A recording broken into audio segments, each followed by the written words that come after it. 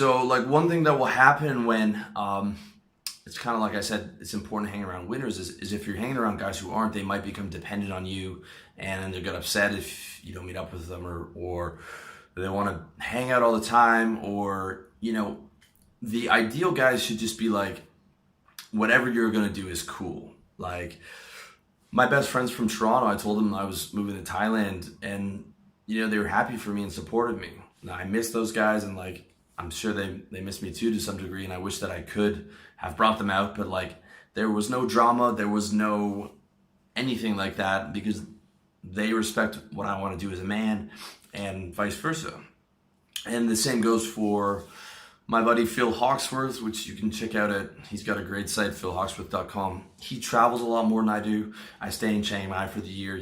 Every other couple months, or every couple months he's off to Vietnam or the Philippines or whatever. And it'll be his last night. We'll go out. I'm like, have fun. Give me a shout when you get back, because it's about respecting that guy's independence. It's never about, well, where are you going? Like, you should stay here, this and that. That is not the kind of guy that you want to be friends with, because when you become self-actualized, you become independent. So you need guys who are independent as well. When they are dependent on you, then your independence is going to cause drama for them. Okay, they're going to create drama because of your independent lifestyle. Like you should be able to say to your guys, like, look, I'm going off to, France or Vietnam or whatever for 3 months, and they should be like, hey man, have a good time. Let's go out for beers before you go. We'll send you away, and that's that. Like a winner and like the right guy to be friends with is a guy who's secure within himself. He's independent. He's got his own stuff going on. He's not dependent on you. And your friendship is like, a bonus on top of all the other stuff that he's got going on. Okay. So that's very important. Those are the 7 keys of what to look for. Now, since you are trying to look for a cool guy to hang out with, that comes back to your role, because in life you're only as good as the value you add. So if you have all these things that you want from another guy, then you have to be able to present value to him. So the first thing is you should be able to present those same 7 qualities: winner, positive, good energy, integrity, accountability, masculinity, independent. If you're looking for that from another guy, you need to be able to project and present that to him. All right. That's the first thing, and that's very important. The other thing you want to do whenever I go out is like I said, you want to add value. You want to sit down and think about, like, how can I add value to this interaction? All right. Now I'm not going out and sitting there logically like Machiavelli, like, how can I calculate to add value to this interaction?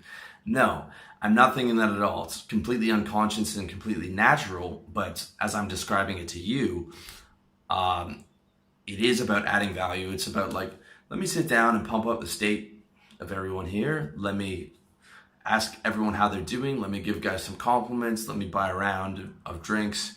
Let me, put value in here. All right. And you can do this anywhere. You can sit down at a bar.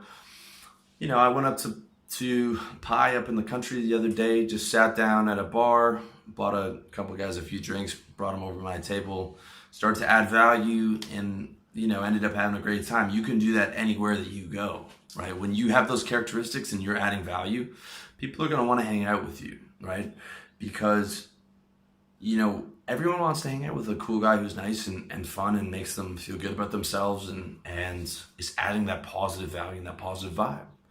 Okay, everyone wants to be around that, and it's like the most powerful thing in the world is adding value and adding that good energy.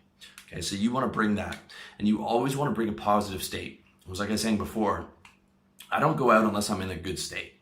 Okay, if I'm in a shit mood and I'm just going to sit there at the bar in the corner and fucking drag everyone down, then I'm not going to go out. If I told people I'm going out, then I'm going to pump up my state enough so that I can go out and then use the interaction to gain more state.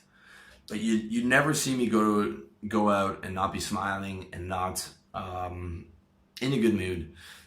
Even if I'm not feeling all the best, I will put on that effort. I will put on the act. I will fake it till I make it. Okay? A lot of you guys might think, well, I shouldn't have to do that with my friends or whatever. And it's like, well, you're doing that with your clients in business. Your close friends deserve at least the same, if not more, right? I would do that 8 hours a day in sales, talking to clients that treated me like dirt and putting on a good show for them. So I'm at least going to do that for my friends and everyone else, right? There's no excuse to be walking around with a fucking scowl on your face. That's loser, low consciousness, low level behavior. You need to have the strength of mind and the presence of mind to be able to pump yourself up, okay? It's like, I'm going out, I'm not gonna fucking drag everyone else down. I'm gonna get myself up, and then I'm gonna bring everyone up as much as I can, because I'm a man and that's what I do. And everywhere I go, I wanna bring that positive energy. And if you're really fucked up, then you just have to stay in for that period of time. And that's it, all right? And when you get to the interaction, okay, this is what a lot of guys don't do. Okay, you might be masculine, you might be alpha, you might be all these other things, but you also want to let your friends shine, okay? Some guy might show you a picture of a girl that he fucked the last week, and you fucked hotter girls than that, okay? But you don't just go, oh man, she's not even hot, look at this girl that I fucked. How many guys do that, right? How often do you see that shit all the time? Instead of that, to say, oh man, she's hot, like, that's crazy, how was it, right? You let the other guys shine. You give everyone that you're out with time to shine. You ask them about what's going on in their business. You let them brag about what they're doing right. You give them compliments like that. You build everyone up around you, okay? You don't just like go out there to shit all over them and not let anybody shine and not let anyone get a word in edgewise, okay? No. If you want to be a true leader or a good leader, it's like you want to raise everyone's value in the interaction. You want to have that mutual value escalation. If you're a true leader, and you have a strong personality and you're able to shine when you go out, people are just going to know that naturally. You don't have to put other guys down to get your alpha over or get your point across. You can have everyone shine and still be the guy that people respect, okay? But they respect you and you're positive. And then that's where guys really are going to want to hang out with you, okay? That's very important. And the last point about what your role is, like, be loyal to guys who are loyal to you. Now, that doesn't mean that, like, I have some, like I said, my friends from Toronto, and I haven't seen them in 2 years. But I'd still be loyal to them. If something was really going down and they needed me to come back, I would do that, all right? So being loyal is like, firstly, never fucking the guy over. Never trying to fuck his girlfriend. Never trying to even fuck a girl that he is seeing. Any kind of snake shit, never do. That's the first part. And the second part is, like, if he's your true friend, okay, and it takes like 2 to 3 years to be able to prove that, you should be there if, like, he asked you to move at the last minute, or he needs to drive to the airport, and like that's just like the lower level. Like, that's like the basic benchmark, right? Be loyal. If you want guys to be loyal to you, then you have to be loyal to them. That's only fair, okay? However, let them prove their loyalty first before you start doing things for them, because it takes a couple of years to really get to know if a guy is loyal instead of just pretending to be. Finally, here's what the interactions should look like. So you know what to look for, you know what your role is. Now you should know what the interactions look like. So let me give you an example of my friends from Toronto. We've been friends since we were 5. I'm 35. That's 30 years now. We haven't had an argument since we were 10. Going on like 25 years, we haven't had any type of real argument. Maybe 15, okay, but still going on 20 years. The first thing about the interaction is it's like no drama. When I hang out with those guys, and I'm going back to Toronto in the summer, it is like we picked up where we left off when we were 13 years old, still joking about the same shit, still, having fun.